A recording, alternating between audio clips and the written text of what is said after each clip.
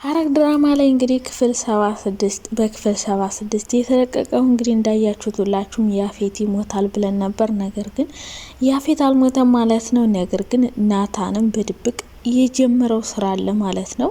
ኤፍራታም እዛ ቤት አለች። አሁንም እዛ ቤት መሆኗ ደግሞ ብዙ መረጃዎችን ማውጣት እየቻለች ነው ማለት ነው።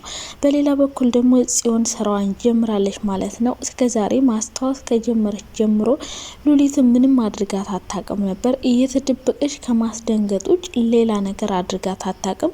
ሉሊት ደግሞ የልብ ልብ ተሰምቷታል። ምክንያቱም እስካሁን ኤፍራታንም ለማስገደል አሳግዳትም ነበር። ነገር ግን ኤፍራታ ምንም ስላላደረገቻት አሁንም ጽዮን ምንም አታደርገኝም ብላ ነበር ያሰበችው። ነገር ግን ጽዮን ነገር የተጠራቀመ ነገር በውስጧ ስለነበረ እንግዲህ እንዳያችሁት ምግብ ላይ የሆነ ነገር ጨምራ ሰጥታታለች። ምክንያቱም ገነት እዛ ቤት መውጣቷን አስመልክቶ አሁን ጽዮንና ቤዛ ናቸው ምግብ እየሰሩ ያሉት። ቤዛ አሁን ላይ ከምንም ነገር ነጻ ሆና ደህና ሰው ሆና ሁሉንም ማገዝ ላይና መርዳት ላይ ናት። ጽዮንም የሰራችውን ምግብ በጣም እያደነቀችላት ነበረ።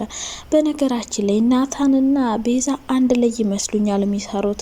ምክንያቱም ናታን እያመሸ ይመጣል ምናምን ምን ጀምሮ ነው ያፌትን ሊያስዘው ይሁን ብቻ የሆነ የጀመረው ነገር አለ። ምን እንደሚሰራ ግልጽ ማድረግ አልፈለገም።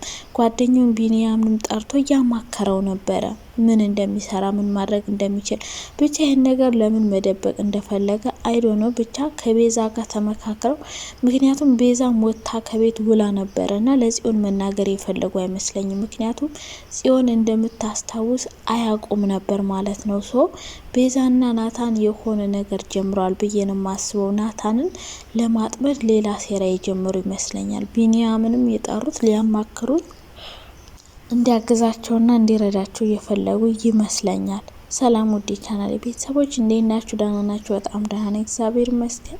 ለቤት አዲስ ከሆናችሁ ላይክ፣ ሼር፣ ሰብስክራይብ ማድረጋችሁን እንዳትረሱ ማለት ነው። የኔ ወዶች እንግዲህ በሐረግ ድራማ ክፍል 77 ዛሬ ይለቀቃል። በክፍል 76 ግን የተከሰቱ ነገሮች አሉ። ክፍል 77ን በጣም በደንብ የሚቀይሩ ናቸው ማለት ነው። ምክንያቱም ብዙ የተከሰቱ ነገሮች አሉ። አንደኛ ሉሊት ነገር ነው። ሁለተኛ የያፌት፣ ሶስተኛ ደግሞ ናታን ተደብቆ የሚሰራው ስራ። ያፌት መወጋቱን አስመልክቶ ምን ሊያደርግ ይችላል? ምን አይነት እርምጃ ሊወስድ ይችላል? ኤፍራታስ ያገኘችው መረጃ ምንድን ነው? ነገሮችን እንዴት ሊቀይር ይችላል? በዛ ላይ ደግሞ ጽዮን ማስታወሷን ካወቀች ሉሊት ምን ሊፈጠር ይችላል? በጣም ብዙ ነገሮች ይቀየራሉ ብዬ ነው ማስበው። ናታንም እየተደበቀ የሚሰራው ስራ አለ። ሰው ቀጣይ ክፍል ምን ይፈጠራል የሚለውን ምናይ ይሆናል። እንግዲህ በቀጣይ ክፍል ሊፈጠር የሚችለው ናታን እንዳያችሁት ተደብቆ የሆነ ስራ እየሰራ ነው። ያፌትን እያጠመደ ይሁን እንግዲህ ያፌትን በሌላ ሰው ያስወገው ናታንም ሊሆን ይችላል። ብዙዎቻችን ግን ዳጊ ነው እያለን ነበር። ነገር ግን በሌላ ሰው ምናልባት ናታን ሊሆን ይችላል የሚወጣ የሚገባበትን። ምክንያቱም ዳጊ ምናልባት ምን እንዳደረጋት ኤፍራታ ሊያውቅ ይችላል።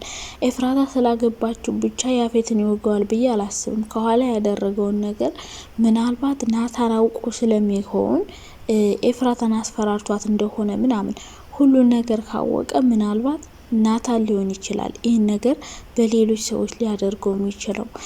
ያፌት ማን እንደወቀው አያውቅም ነበር። ነገር ግን ሉሊት ደውላ ስለነገረችው አሁን አይኑን አነጣጥሮ እያየ ያለው ማን ላይ ነው? ያፌት ናታን ላይ ነው። ሶ ያፌት ይሄ ህመሙን አገግሞ ከተነሳ ናታን ላይ ከባድ ጉዳት ሊያደርስበት ይችላል ወይ ሊያስዘው ይችላል።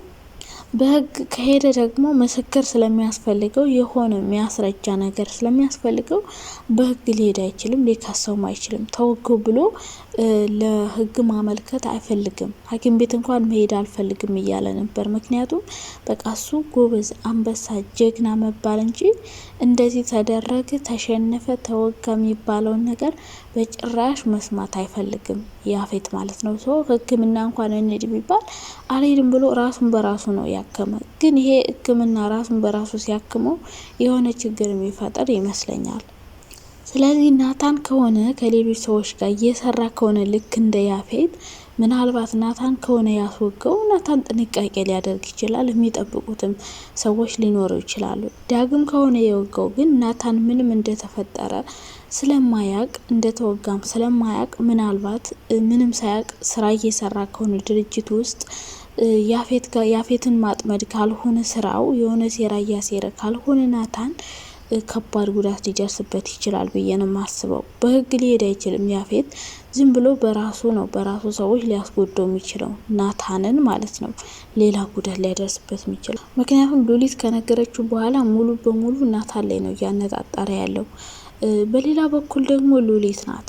ሉሊት እንግዲህ ያው እንዳያቸዋት ምግብ እየበላች ወድቃለች። ይህን ደግሞ ያደረገችው ያው ጽዮን ናት ማለት ነው። መድኃኒት ጨምራ የሰጠቻት ሰው ሉሊት ምን አይነት ጉዳት ሊደርስባት ይችላል? ምን አይነት ነገር ሊፈጠር ይችላል? ልትታመም ትችላለች፣ ልትሞት ትችላለች። ታማ ከተረፈች ያው እንግዲህ እንትና ጽዮን የሆነ መድኃኒት ጨምራ እንደሰጠቻት ስለምታውቅ የጽዮን ማስታወስ ታውቃለች ማለት ነው። ስለዚህ ሉሊት ምን ልታደርግ ትችላለች? ከዛ ቤት ልትወጣ ትችላለች ወይስ ምን የሚፈጠር ይመስላችኋል? ቤዛ እንግዲህ ከዚህ ቀደም ሁሉንም እዛ ቤት አስወጣቸዋለሁ ብላ ነበር። ነገር ግን ያን ሁሉ ነገር ረስታ አሁን ህይወቷን እየኖረች ነው ማለት ነው። ጽዮን ምግብ መስራት ጀምራለች። ሰራተኛም የመጣ ሰራተኛ የለም።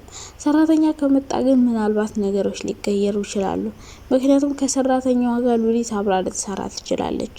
ይምጣ ሰራተኛ የምትለው ሉሊት አብራት እንድትሰራ ስለምትፈልግ ነው። እየተንሿከከች ነገር እንድታቀብላት ትፈልጋለች። ገብቷችኋል አይደለም?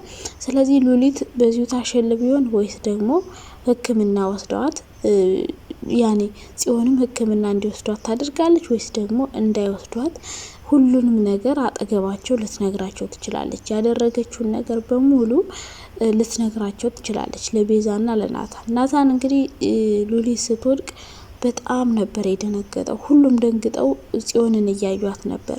እሷ ስራዋን የጀመረች እየመሰላቸው ያስታወሰች እየመሰላቸው ሁሌም ሻዩን ከደፋችባት በኋላ የሆነ ነገር እየጠረጠሩ ነው ማለት ነው። ሉሊትና ጽዮን የሚያደርጉትን ነገር በደንብ በጥንቃቄ እየተከታተሏቸው ነበር ማለት ነው። ስለዚህ ሉሊት መጨረሻዋ ምን ይሆን? ስትድን ትወጣ ይሆን ከዛ ቤት ወይስ ደግሞ ህይወቷን እዛው ቤት እየተነታረከች የምትቀጥል ይመስላችኋል? ቢኒያም ደግሞ ያው የጽዮን ፍቅር እንግዲህ እያገረሸበት ቢሆንም ነገር ግን ናታን ታው እረፍ ብያለሁ፣ በህቴ የመጣ በአይኔ የመጣ ነው እያለው ነው። አሁን ጽዮን ደግሞ ሙሉ በሙሉ አስታውሳ ቢኒያምን ከነመፈጠሩ ረስተዋለች። እንደ ድሮ ጭቅጭቃቸውን ጀምራለች። በቃ ምኗም እንደሆነ እያሰበች አይደለም። ይህ ነገር ደግሞ ቢኒን በጣም እያሳሰበው ነው። ሁሌ ቤት ሲገባ ከገነት ጋር የሚያጨቃጭቃቸው ነገር ቢኖር አንደኛው ነገር ይሄ ነው ማለት ነው። ስለዚህ ቢኒያምስ ምን አይነት ውሳኔ ሊወስን ይችላል? የጽዮንን ነገር አምኖ ይቀበላል ወይስ ደግሞ ነገሮችን እንዲቀየሩ ለጽዮን በደንብ ያስረዳታል ብላችሁ ታስባላችሁ? በሌላ በኩል ገነት ናት። ገነት ደግሞ እንግዲህ በጣም እያሳሰባት ነው ማለት ነው። ኤፍራታን አለማግኘቷ እናቷ እንደሆነች ካወቀች በኋላ ኤፍራታና ገነት ተገናኝተው አያውቁ። ነገር ግን ያፌትን በማግባቷ በጣም እየተጨነቀች ነው። ምን ሆና ይሆን? ምን አድርጓት ይሆን? ፈልግ አይደለም፣ ተጨንቃ ነው፣ ተገዳ ነው። ብዙ ሀሳቦች በአእምሯ እየተመላለሱባት ነው። ስለዚህ ገነት እንዴት ነው ኤፍራታ ልታገኛት የምትችለው? ኤፍራታና ገነት ተገናኝተውስ በሰላም የሚያወሩ ይመስላችኋል ወይስ ደግሞ የሚወቃቀሱ ይመስላችኋል? እንደ ድሮ ሰራተኛ ሆኜ ሁሌ በያት ይሻለኝ ነበር እያለች ነበር ገነት። ስለዚህ ቀጣይ ክፍል ምን የሚፈጠር ይመስላችኋል? ግምታችሁን በኮሜንት ላይ አስቀምጡልኝ ማለት ነው። እስከዛው ግን ላይክ፣ ሼር፣ ሰብስክራይብ አድርጉ። ቀጣይ ምን ሊፈጠር ይችላል? ያፌት ድኖ ናታን ሊጎዳው ይችላል። ሉሊት ደግሞ ከተሻላት ምናልባት ያን ቤት ለቃ ትወጣ ትችላለች ማለት ነው።